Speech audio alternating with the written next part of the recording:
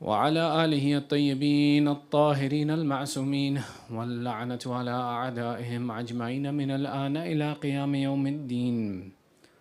أما بعد، فقد قال الله تعالى في محكم كتابه الحكيم: بسم الله الرحمن الرحيم: ولا تقتلوا النفس التي حرم الله إلا بالحق ومن قتل مظلوما فقد جعلنا لوليه سلطانا فلا يسرف في القتل إنه كان منصورا. آمنا بالله، صدق الله العلي العظيم. صلوا على محمد وآل محمد.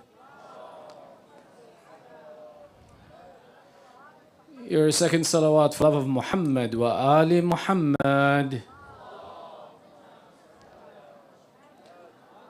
And your loudest salawat for ta'ajil faraj sahib al-asr wa zaman. Allahumma salli ala Muhammad wa Ali Muhammad. أعظم الله أجورنا وأجوركم بذكرنا المسائب يا أبا عبد الله. May Allah increase in our reward for commemorating the difficulties of Abu Abdullah. As we start the next few nights together, there's a discussion about ibadat and how Allah has dictated that certain ibadat are done alone. For example, the mustahabbat, and when it comes to salat al-layl, there's no jama'ah. There are other ibadat that Allah has dictated have to be done in jama'ah, like salat al-jum'ah. There's no salat al-jum'ah for one person. But majority of the ibadat that we talk about have a hay'at al-jama'ah and hay'at al-ifrad. That there are things that can be done in collective and can be done individually. For example, our daily prayers. We can pray them alone, but there's a greater reward that we can attain when we do them together. And not just that, when we do them together, there are elements that we take responsibility for ourselves, and that we can add zina and beautification to our prayers individually, and other things that we receive benefit from the act in jama'ah. Similar to these other aspects of ibadat, these majalis and the mention of Ahlul Bayt are an ibadat in themselves. And the same way as remembering the affairs of Ahlul Bayt is something that can be done individually and it can be done collectively. When we talk about this, we see that, for example, the Imams would ask, do you gather together and discuss our affairs? Do you sit together and do you talk about our affairs? This discussion of bringing our affairs alive is the Imam instruction that do this together, come together. When we talk about the majlis is us coming together to discuss the affairs of Ahlul Bayt, and it is one of the aspects of earning the reward of this ibadat of remembering the Ahlul Bayt in jama'ah and collectively. And then there are certain elements within it that we do individually. Before we begin our series of discussion tonight, just to mention this point, that when it comes to, for example, how do we seek the thawab with Allah through the majlis collectively? There are a number of different points that we do when we're collectively in a majlis that are beneficial to us and we earn thawab for them. One, you guys are okay? I'm going to mention a few things. You guys are all right? Paying attention? Everybody's awake? Sallu ala Muhammad wa Ali Muhammad. Let me be very clear. I know it's late. I'm going to try and be conscious of your time, but you tell me when you're done with me, when you stop reciting salawat. When that happens, then I know we're done. Until then, we'll work together. When it comes to how do we earn thawab by holding and bringing this majlis alive in the community and bringing it together, the first element of that is that we spend money on the majlis. There are certain ibadat in Islam that are associated with the spending of money. Whether you take a look at khums, you take a look at zakat, you take a look at hajj. They can't be performed without the spending of wealth. Even the concept of ziyarat, that we know is an ibadat of Allah and it is something that connects us to Ahlul Bayt, requires us to spend money, and there's no question about it. Not unlike these other aspects of ibadat is the ibadat of the majlis.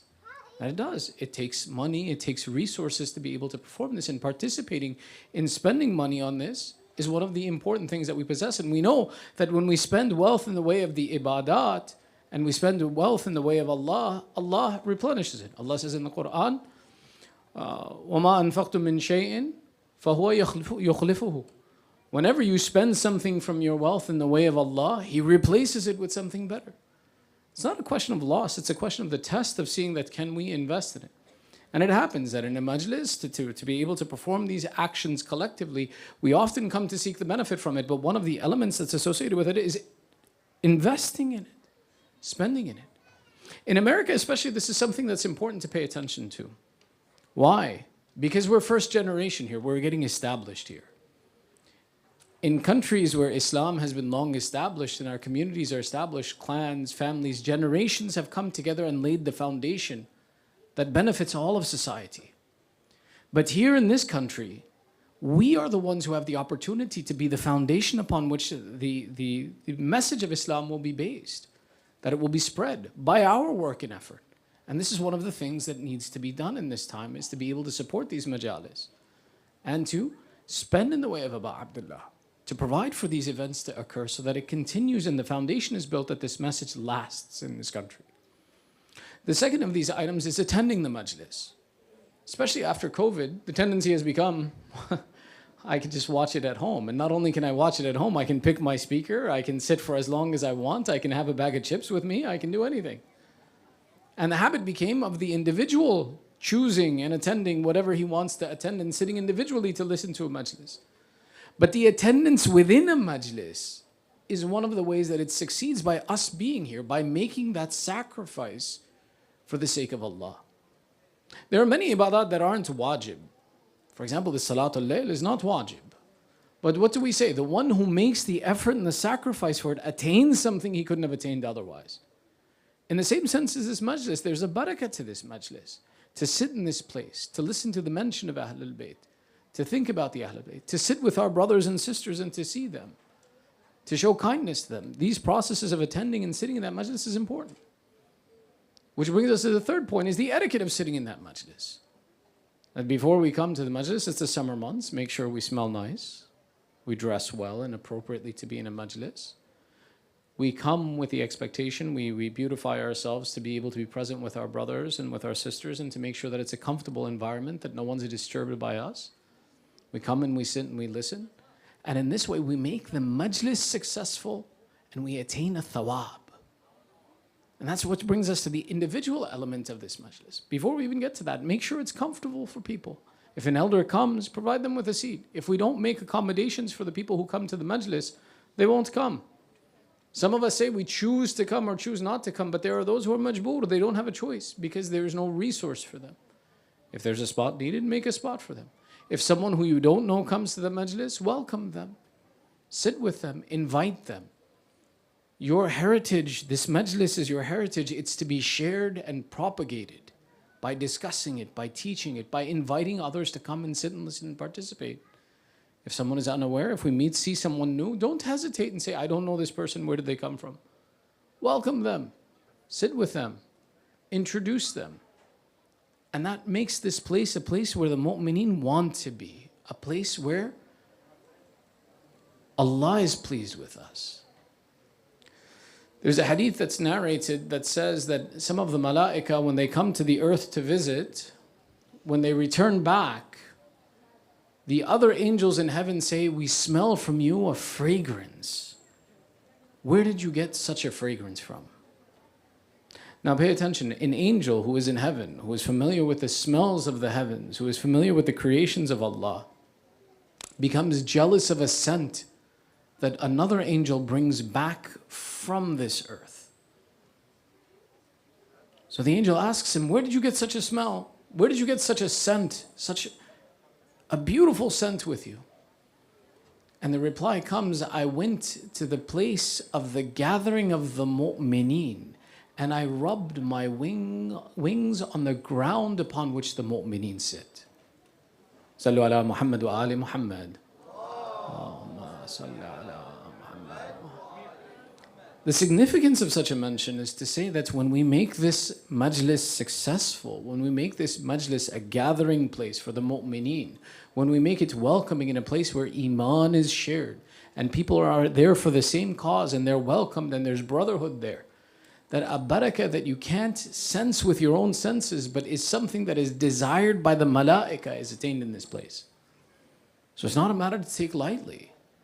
It's an extreme benefit that we possess. It's an opportunity that we possess to make this majlis successful. These elements that we do collectively, there are certain elements that we need to pay attention to individually as well too, to make sure that we as an individual take the benefit of this majlis. One is to come with the correct niyyah to attain proximity to Allah. And in this majlis, will be the mention of Allah. In this majlis is something that Allah desires, therefore I am where Allah desires me to be.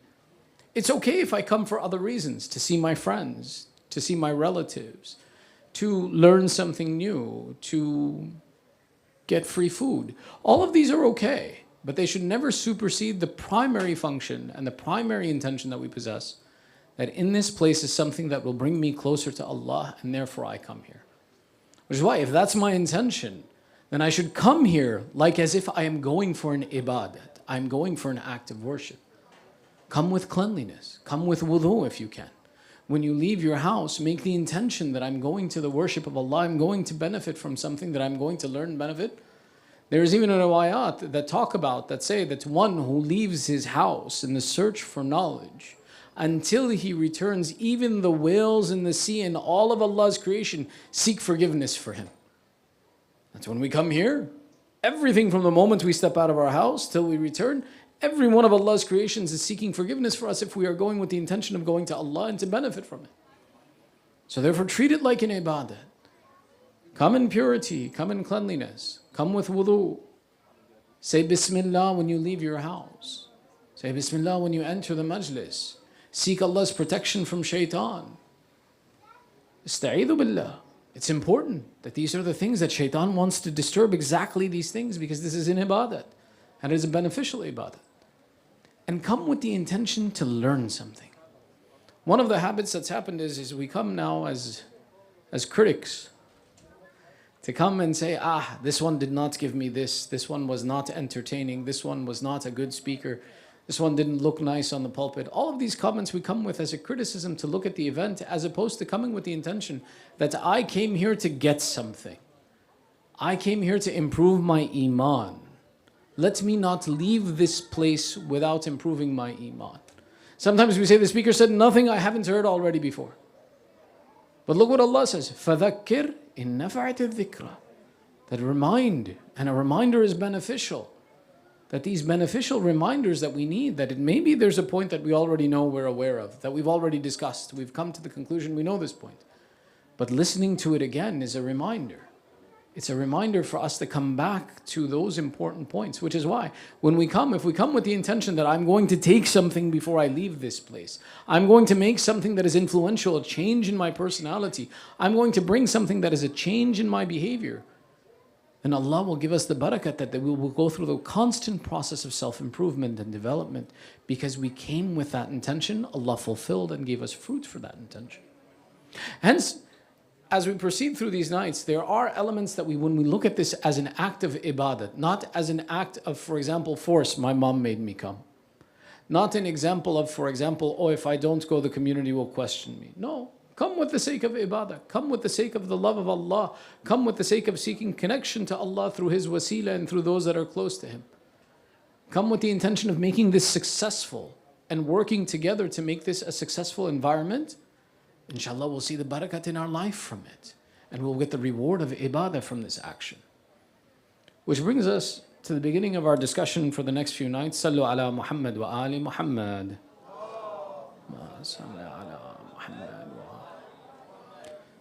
In the next few nights, inshallah, my goal and my intention is to discuss with you the topic of the connection between Imam Hussain and the Imam of our time.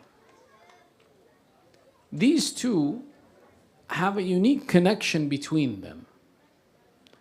The same way amongst the Ahlul Bayt, while all of the Ahlul Bayt and the Ma'sumin are connected, there are certain relationships that have a special status between them. For example, when we take a look and we see between the Holy Prophet and his daughter, Sayyidah Fatimatu Zahra, salamullahi alayha, Allahumma salli ala Muhammad wa ali. There is a uniqueness in that relationship. Fatima bad'atum minni. Fatima is a piece of me. There's something unique and special in that relationship.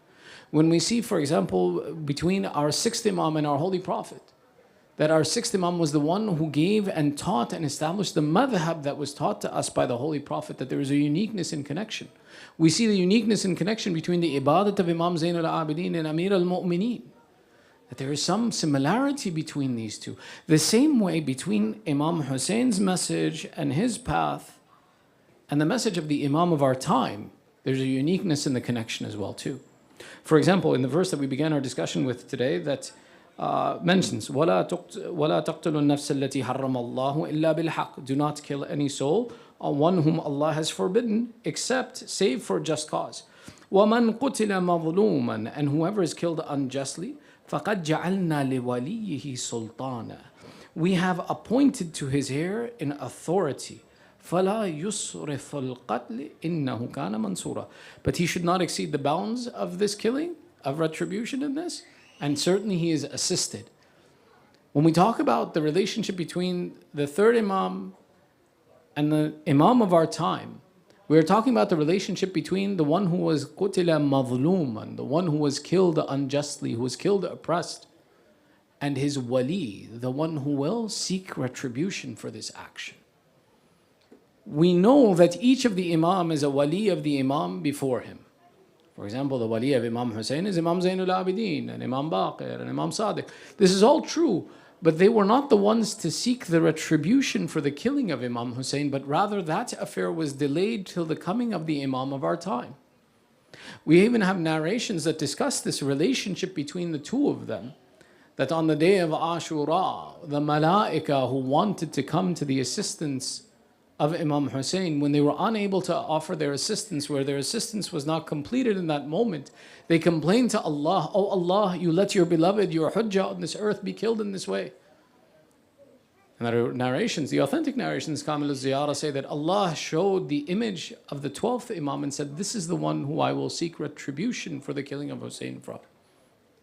And that he will be the one who will fulfill this cause. The correlation and the connection between these two is one that's very deep in understanding that we even take a look and we see that what will be the slogan of those who will support the 12th Imam, their slogan will be Ya li tharat al-Hussain, seeking the vengeance for the blood of Abu Abdullah. And that this will be the call that they will make when they collect under the flag of our 12th Imam. But the real reason, and there's a practical reason to this as well too, of why this is an important discussion for us to have over this next series of nights, is that there are two explanations. One, that the relationship to the 12th Imam and the preparing for him, that is something that even our Holy Prophet began to explain in his time. And that the A'immah reinforced over and over and over again. That even to the extent that those who will serve the cause of Imam Hussain will be as if they are in the army of the 12th Imam and supporting the 12th Imam. That today, when we come out and we support this majlis, we take part in this majlis, it's as if we have a share and a connection and are in service of the Imam. Because the Imam will look to establish justice, and the fundamental of justice will be seeking justice for the murder of Abu Abdullah. The other element that comes of why this is an important conversation to understand, one is to understand the cause of the Imam, that this Imam of our time, who I am calling to, what is the message that he will want to convey, and what is the work that he will need to accomplish? One begins with this. The other element is, what is the haqiqat, what is the reality of the revolution of Abu Abdullah that remains till today? When we say that the revolution of Imam Hussain is alive till today, there are two ways of explaining this. And inshallah, we'll elaborate all of these points in the coming nights and break these points out in detail. One is the individual revolution that persists in the hearts of the mu'min, and the other is the revolution for social justice that exists. The revolution of social justice is the point which is the reflection of every mu'min who loves Abi Abdullah, who loves the children of Sayyidah Zahra, that when we see injustice, that we do not bear it silently. That we have an obligation, that if our Imam was killed because there was no one to assist him and people were afraid of standing up for justice, that today we, the Shia of Abu Abdullah, should not be afraid to stand up for justice. We should not be afraid to stand against injustice. And it should always be that the mu'min is the one who calls forward to and looks to create justice in society. But that other revolution that exists in the hearts of the believer, this is important. You see, the crying for Imam Hussain is the revolution of the heart of the believer.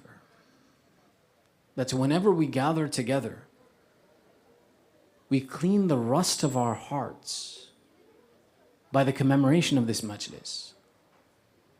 In one of the statements of Amir al-Mu'mineen, He explains and he says, tears do not dry up except for the hardness of your heart.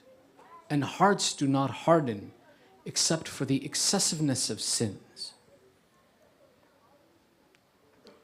This sha'air, this majlis of Imam Hussain, is what cleans the rust of the heart. When we weep tears in this majlis, our hearts that have been overcome by sin, that have become hardened by the world that we live in, by the evil deeds that we may witness or, God forbid, participate in, prevents us from having the softness of our heart and turning to Allah. But when we come to this majlis, one of the barakat, one of the mu'jizat of this majlis is that one who listens to, even if he doesn't know Imam Hussain, but listens to the masa'ib of Aba Abdullah, tears come to his eyes. In that moment, when tears come to your eyes in the majlis, and the importance of crying in this majlis is so important that it said that if you don't cry, fake cry. If you don't fake cry, lower your head and make it an environment that is easy to cry. It's one of the responsibilities of participating in a majlis, is that make it an environment for people to come to that revolution of Imam Hussain in their heart. Participate in it. When that happens, in that moment, there's not one person who, when he weeps tears for Imam Hussain, who does not wish that he could be a better person, who wishes that he could be someone who is in the army of Imam Hussain, who would give anything in that moment when true tears are coming to their eyes to somehow support that madhloom Imam. That revolution is what prepares us to support the Imam of our time. That's what connects us and brings us back to that should my Imam come tomorrow, inshallah, that I would be ready to support him. I would give anything for him. I would not worry about any affair. That's why this revolution of the heart is very important, that we accomplish this revolution and renew our fealty to the Imam of our time, renew our connection with the Imam of our time by having purity in our heart to be able to submit to the authority of the Imam. One of the greatest examples of what this submitting to the authority of the Imam looks like, one of the best examples that we possess of what it means to truly be a supporter of the Imam, is Hazrat Muslim ibn Aqil. Muslim ibn Aqil is the first shaheed of Karbala. And how he loved his Imam. And how the Imam loved him. You see, a Safir is an ambassador. In the history of Islam, there are two types of Safir. Safir al-Am, Safir al-Khas. Safir al-Khas would be when an Imam would give a person a job that you go do this action. And the authority of the Imam, the ambassador, was the extent of the authority of the action. You complete the action, your ambassadorship of the Imam is complete now. So Safir Khas. Safir Am in history, there are very few. But Safir Am was that person who whatever he did, the Imam approved of. And this Muslim ibn Aqil was the one who, when he comes to the city of Kufa, the Imam tells him and gives a letter to the people of Kufa introducing and saying that this is my brother, this is the son of my uncle, this is my trustworthy companion, this is my brother. Whatever he does, it is as if I have done it. His hand is my hand. This was the love that Imam had and the status that Muslim had and the purity of fulfilling the wishes of the Imam as the Imam intended. Which is why when he stands against Ubaydullah ibn Ziyad in the city of Kufa, he refuses to perform treachery to kill and assassinate Ubaydullah ibn Ziyad, because he says, I have heard the Prophet say that a Muslim is someone who does not perform treachery. He could have prevented the entire event of Karbala, but it would have gone against the character of Ahlul Bayt to perform this action. Could have saved his life, but he didn't. Instead, we see that Muslim ibn Aqil is that one who, when he stands for the message of the Imam, that he finds himself on a day where at one moment he is surrounded by 18,000 soldiers in his support, and then within a short period of time, he finds that there is no one to support him. Muslim ibn Aqil becomes a lonely stranger in the city of Kufa, and he begins to wander the city. This lonely stranger, as he wanders the city of Kufa, he eventually comes upon a doorstep, and he sits upon this doorstep until the lady Toa, who showed an act of kindness for the sake of the Imam, and how her name has been tied to Imam Hussain in history, comes out and she says that, "Oh stranger, go to your house. It is inappropriate for you to sit on my door." Today, imagine that if there was a stranger outside alone in front of our place, how would we treat him? Muslim ibn Aqil is so lonely, he says, "Oh woman, give me but some water maybe, then I will drink this water because I have no water even." Tawa brings a cup of water, Hazrat Muslim drinks it, and then she waits for him to leave and she says, "You don't leave, go to your home." He replies, he says, "I am a stranger in this land, I have no home here. I have no family here." She says, "Who are you, O stranger?" He replies and he says, "I am Muslim, the ambassador of Hussain ibn Ali. O Muslim, if you knew today they left you alone, tomorrow it will be Hussain alone in Karbala. Wahidan, Farida, Atshan." In this way, Muslim ibn Aqil takes rest in the house of Tuwa until the information comes to Ubaydullah that Muslim is at such and such place and soldiers are sent to capture him.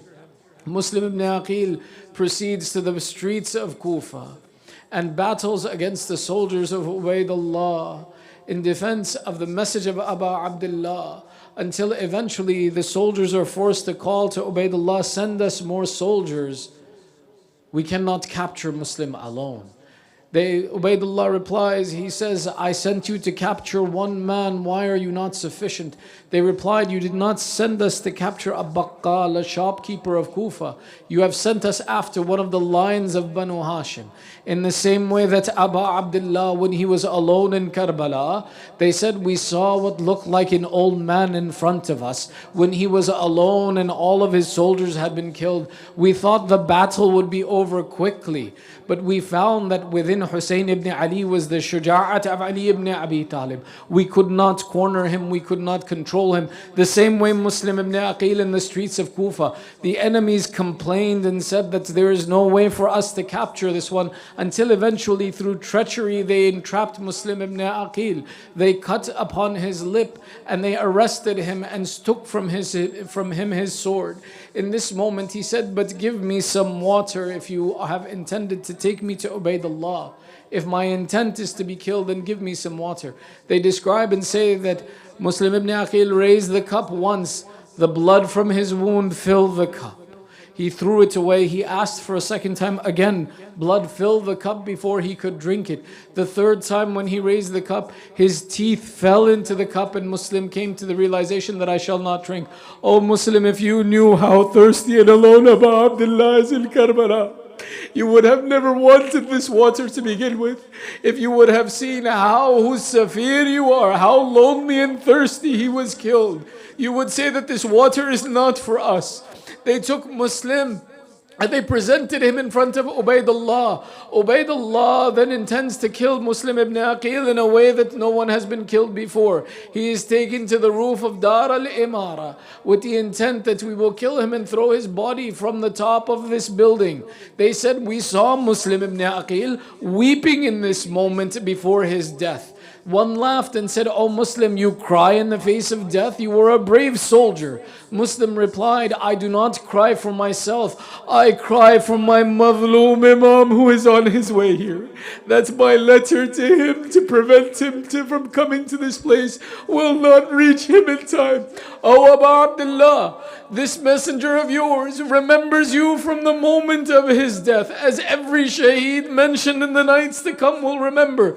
But then they struck the head of Muslim, threw his body from the top of the building." They describe and say, "We heard the bones in his body broke as he fell." But this was not the end of the shahadat of Muslim. They tied his feet and dragged him through the city of Kufa. In this way, we saw the desecration of Muslim ibn Aqil. What a good ambassador is Muslim, that he is the one who dies thirsty, dies in a way no one has been killed before, and then his body is desecrated. Hi, my Imam in Karbala, who dies thirsty, who is killed in a way that no one has been killed before, and then his body is desecrated. So begins the message of Karbala, the enunciation of the Masa'ib of Abu Abdullah. Begin with the Masa'ib of Muslim ibn Aqil. على لعنة الله على القوم الظالمين وسيعلم الذين ظلموا أي منقلب ينقلبون إنا لله وإنا إليه راجعون رضا بقضائه وتسليما لأمره. ماتم يا حسين إن شاء الله.